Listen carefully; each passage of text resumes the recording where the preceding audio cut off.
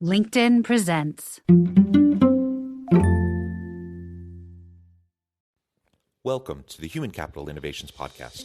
We're your source for personal, professional, and organizational growth and development, where we share original research, explore industry trends, and interview executives and thought leaders from across the globe. We hope you join us often for practitioner-oriented content around all things related to leadership, HR, talent management, organizational development, and change management. Maximize your personal and organizational potential with Human Capital Innovations Podcast.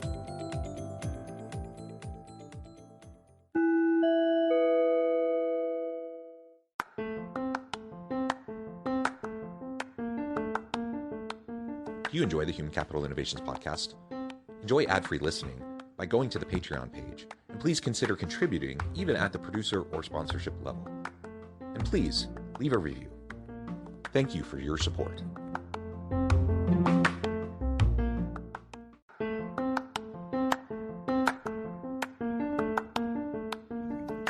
Welcome to the Human Capital Innovations Podcast. In this HCI Podcast episode, I talk with Daisy Auger-Domínguez about the inclusion revolution and the lessons within it.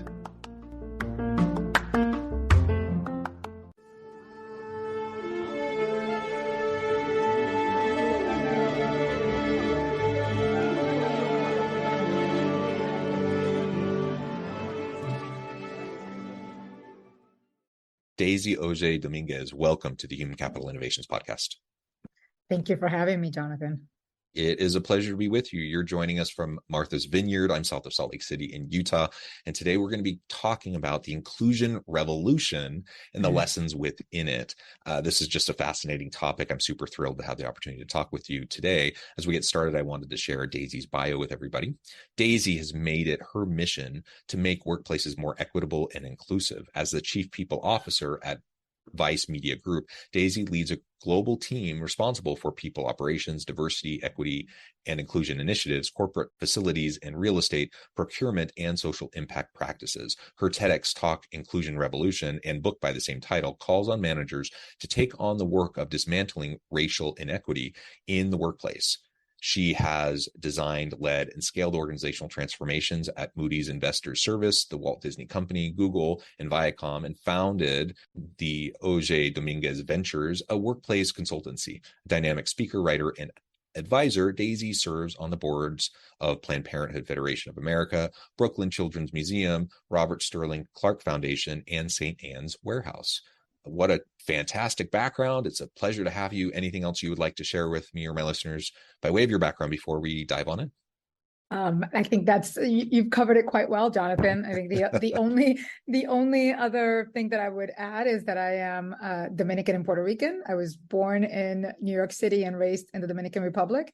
And I have a 14-year-old daughter, and my husband, my daughter, and I live in Brooklyn.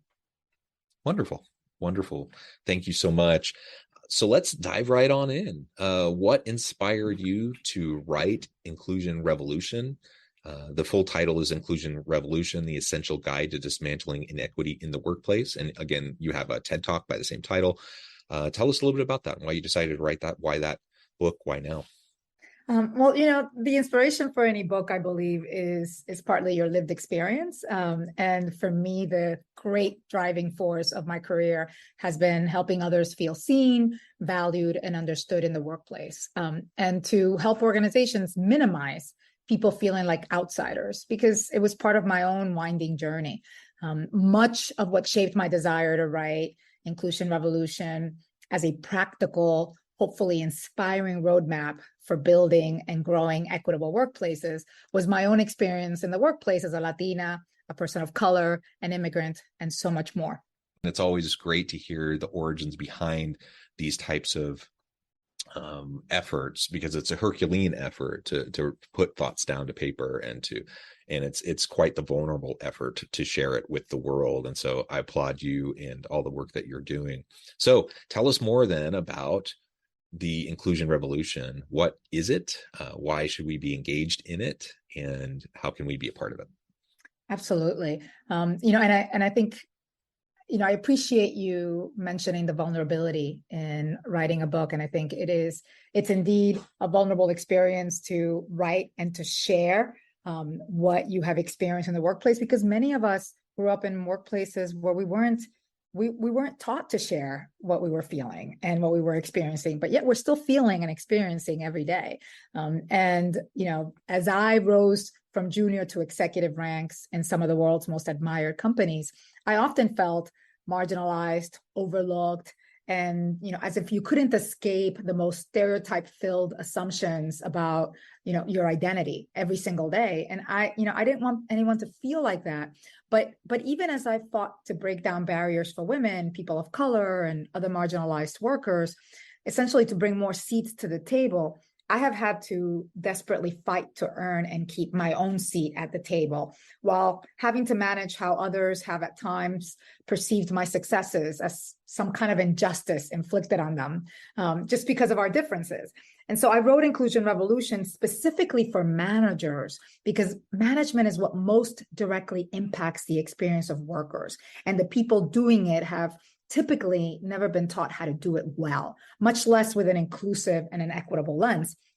And so Inclusion Revolution is written to help the reader examine the root causes of racial inequity across the entire employee life cycle, from recruitment to onboarding to development to retention, and to also take action to drive that change within their space of influence. Because it's not enough to say that you're aware of what's happening. It's about what actions you can take individually. And each and every one of us has agency to drive some of those actions. And so the book follows the arc of the employee life cycle, because it aims to fix one part of a broken system at a time. It's not about becoming overwhelmed with trying to fix it all, but it's really about rumbling with what's uncomfortable. How do you hold yourself and others accountable to driving this change? And then also, how do you make small tweaks over time? Because that's what's key to sustainable change. And the reason why I call it the revolution, the inclusion revolution, is because the revolution is about driving change in our workplaces together. And that change is, if we drive that change, it will result in workplaces where structural inequities that limit access and opportunity are reduced, where work feels generative, where it feels effortless, despite the hard work that you have to do, and where it feels productive and joyful, because that's what I believe we all want our work experience to be. Yeah, I think so too. And I love that you look at it through all stages of the employee life cycle and the employee experience, from those very early stages as you're starting to design the work itself, to start to think through the application funnel and the hiring process and the onboarding and the ongoing training and development, performance management, like all of it, right? Opportunities for succession planning and for career development, all of it, right? All of it matters. And a lot of times when we talk about diversity, equity, and inclusion in organizations, I'll see, a focus, say, on making sure that we're having a diverse pool of candidates. That's good. I mean, we need that, right? Yeah. But if you get a diverse person into your workplace, but it's not an inclusive, welcoming environment of belonging where everyone feels like they have an opportunity to contribute in meaningful ways, where their contributions are valued, and they can do that every day. If that doesn't exist, guess what? They're not going to stay. So you're going to get more diversity around the table. People will be able to see diversity, but there won't actually be inclusion, and it won't actually drive any change in the organization. And you're just going to have like a revolving door of those people, your best diverse people, leaving all the time. So that doesn't really move the needle, does it? Not at all. You're spot on.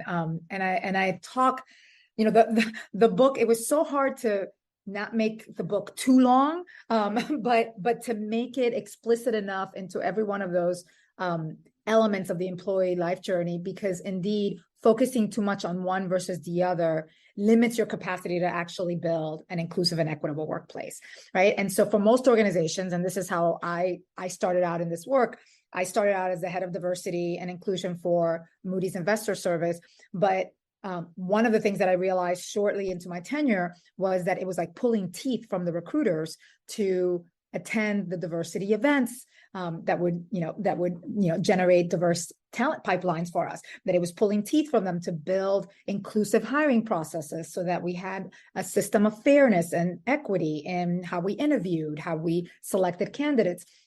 And so in many ways, I ended up emphasizing a lot of that work in the early part of my career, because you know why? It's easier to focus on that. It's hard, but it's easier because these are things that you can quantifiably impact. But then what you realize is, well, I'm spending all of this time and energy in bringing this talent, but when they come to the workplace, they're walking into workplaces that are sometimes hostile to them, that sometimes do not understand who they are. We talked a lot about this when I was at Google. I was the global head of diversity staffing, and there was such a strong commitment to doing this work across the organization, but there was such an overemphasis on the recruiting piece of it. And then I was realizing, as I would stay in touch with candidates, because that's what you do, right? Once you build relationship with candidates, you stay in touch with them, you realize, oh my goodness, we're sending them into places where sometimes they're the only person of color, they're the only woman, they're the only immigrant, you name it, whatever their most salient identity identity formation was. And they're going into places where people are looking at them and saying things like, well, we lowered the hiring bar to bring you here. Why should I make it a safe place for you? Or yes, I believe in diversity. Come on, like tell us about everything about Black people, right? Like these experiences that happen every day. And it is being able to look at the composite of the experience of your employees and realizing that it's not an us versus them, but that it is an opportunity to truly integrate difference and to think about not just how many more Black people, Asian people, women we have in the workforce this year, but what are the conditions that we create to maintain these organizations as predominantly white, right? That is what the book, and throughout the book, I ask a lot of questions, and I create moments of pause because I know that you need those moments of reflection. But it is a lot about asking questions because we so quickly jump to action in this work without truly understanding the root causes of what we're even trying to solve for.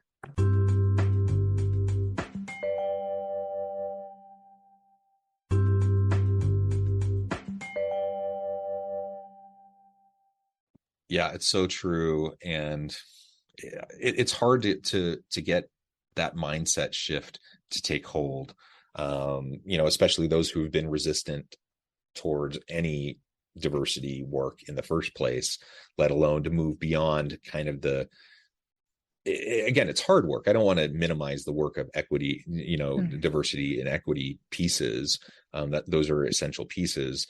But for people who've been resistant to those in the first place, to then move the needle to get to the point of like inclusive and belonging cultures and environments, man, that's a heavy lift. Any thoughts on how you can help executives and leaders really at all levels to really start to adopt that mentality and that framing?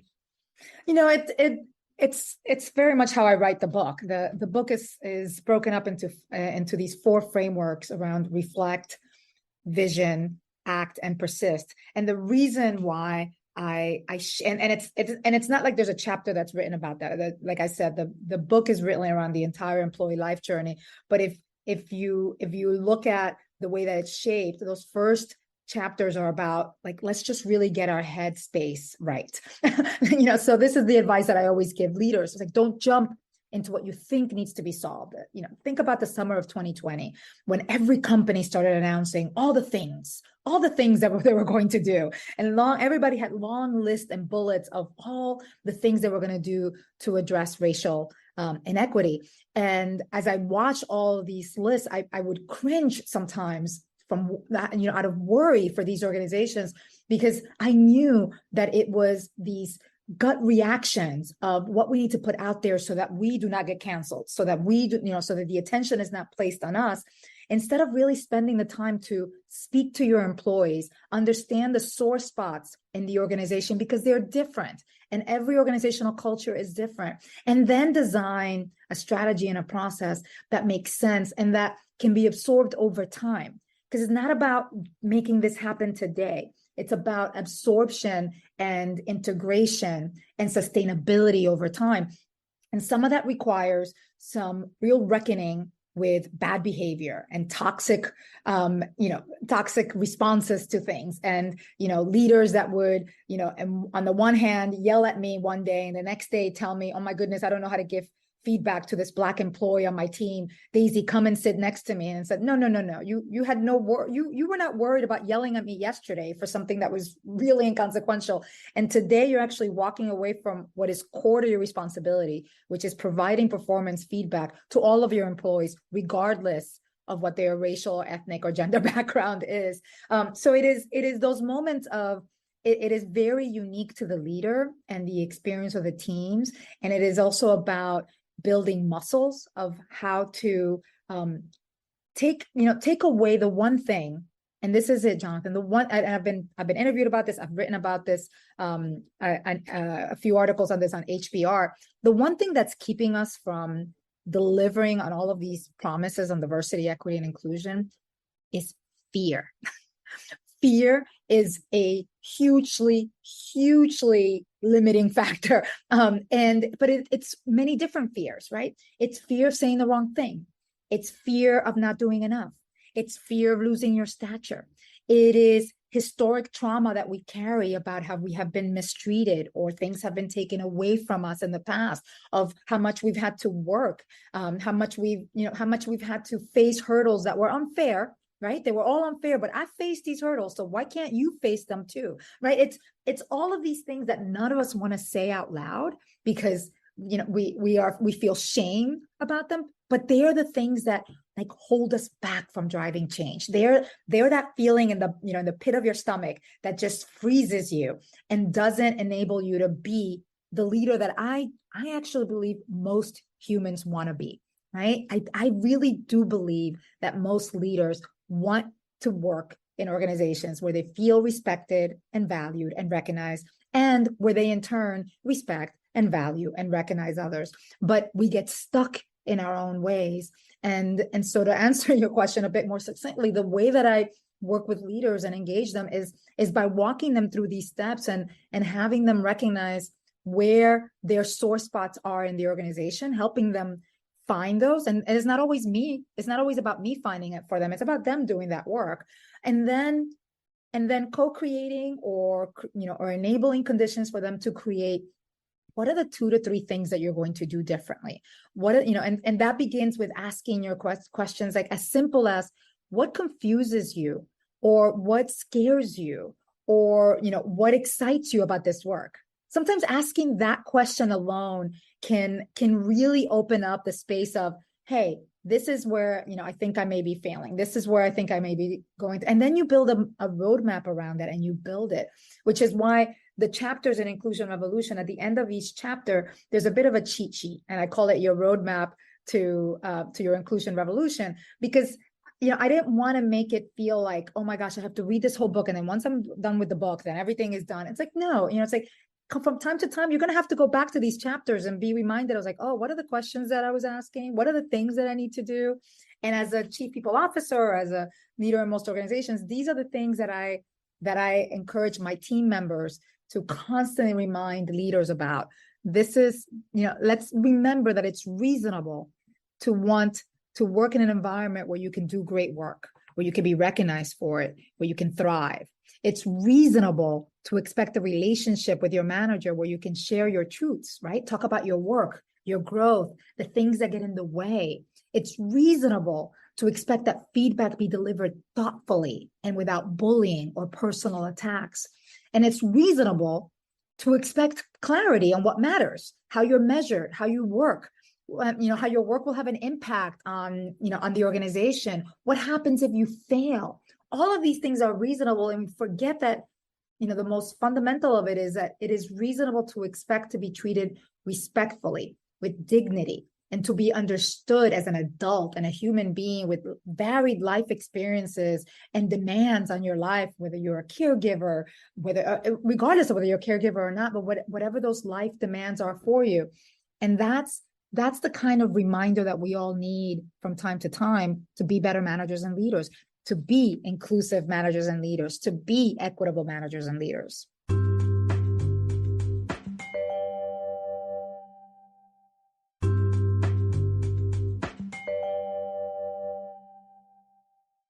Yeah, and let me just put a fine point on this. Everything you just said doesn't even necessarily explicitly have to do with DEIB stuff, right? It's just leadership. It's just being a good leader. Treat people with dignity and respect. Focus on coaching, mentoring, developing your people, performance management, like all the things that go into being a good, effective leader. Nothing you just said should be a surprise to anybody. And if you're doing your job as a leader, you're doing those things, even if we're not talking about it in relation to DEIB, right?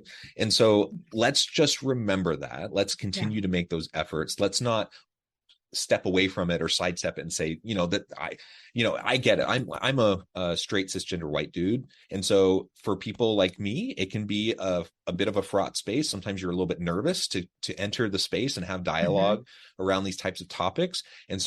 And we know that disproportionately, there's a lot of people like me, straight cisgender white dudes, that are in leadership positions in organizations.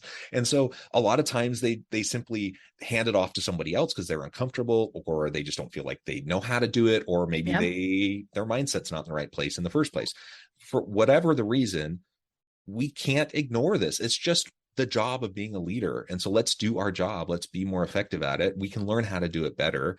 I'm not going to be perfect. I'm going to say dumb things. I'm going to put my foot in my mouth, and I'm going to, my actions and my words aren't always going to be completely congruent with maybe my intentions. So, I need to be patient with myself. I need to try to be patient with those around me, but I can't sidestep my responsibility, right? It's essentially my responsibility to be engaged in this work, and I need to put my best foot forward, even if that is not a perfect step forward every time. You're spot on. I've also written about failures in D&I because we're so afraid of, again, the fear and the failure of it. And my advice is to, give yourself some grace. Give grace to others. Pick yourself up and just admit where you made a mistake. And, I was just speaking to a senior leader last week about how his actions were interpreted by some of his team members. And he was denouncing it, he was so stern about, that is not what I meant to say. And I was like, it doesn't matter what your intention was at that point. What I'm sharing right now is how it was perceived by those around you.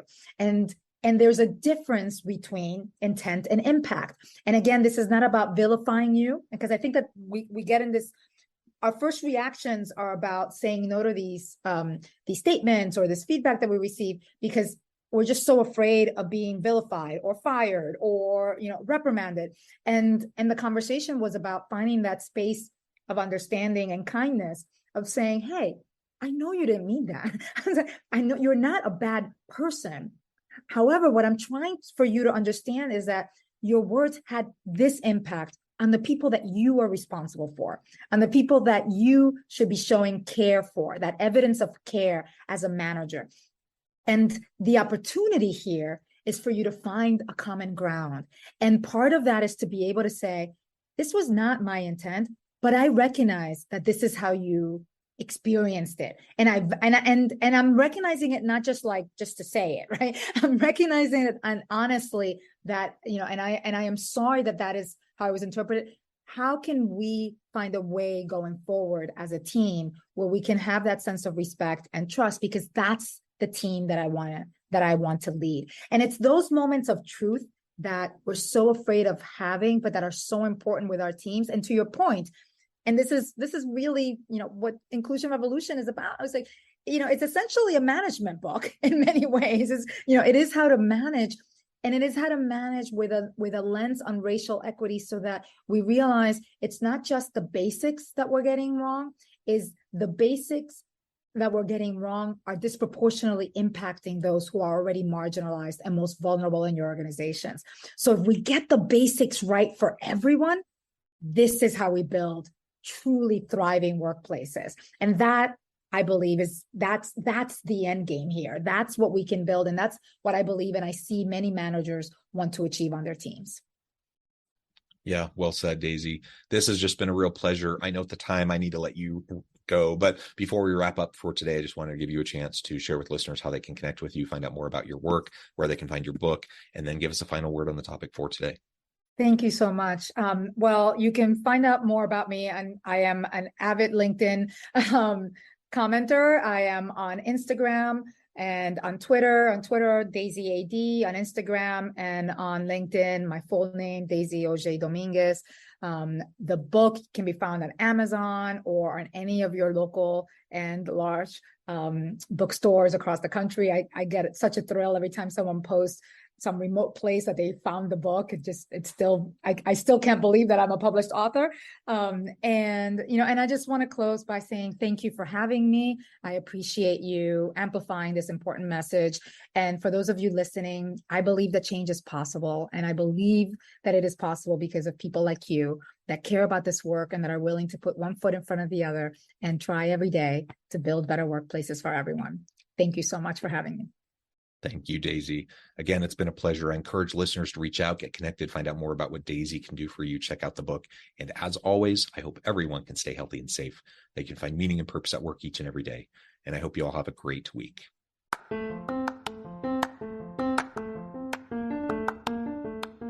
you enjoy the Human Capital Innovations podcast? Enjoy ad-free listening by going to the Patreon page. And please consider contributing even at the producer or sponsorship level. And please, leave a review. Thank you for your support.